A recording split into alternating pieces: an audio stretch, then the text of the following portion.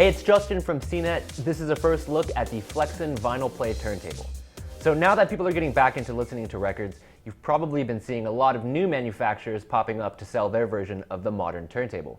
Well, this is one of them, and it's made by Flexson, and it came out last year, and it's advertised as a way to listen to records wirelessly through a Sonos system. If you've ever set up a turntable before, you've probably had to go through the process of setting the counterweight, aligning the cartridge, and calibrating the vertical tracking force.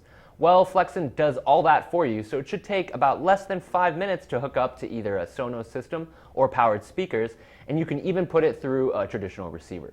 All you have to do is twist on the counterweight, wrap the belt around the right speed for 33 or 45 RPMs, then put the platter and slip mat on top, and you're ready to connect the RCA jacks in the back to whatever source you want. Now there's two things to keep in mind here. The first is that if you do listen to a lot of singles in addition to LPs, it can definitely be a hassle to have to do manual switching every time on the belt. The other thing is that the start and stop button is on the bottom right side of the table, so it can sometimes be a challenge to reach back there too. This is definitely a mid-range turntable for someone just starting out listening to records or someone who appreciates the simple things in life. So what makes this turntable different from older models? Well, most of those older ones require a separate preamp to convert the turntable's phono output to line level. This one actually has a preamp built into it.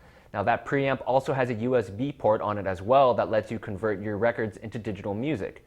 The VinylPlay is really fun to use. The minimal design looks awesome. The 3 feet on the bottom takes care of any vibrations that could disrupt your music. And the original Audio-Technica cartridge is just fine for the average listener. And if it's not, you can always upgrade later on down the road.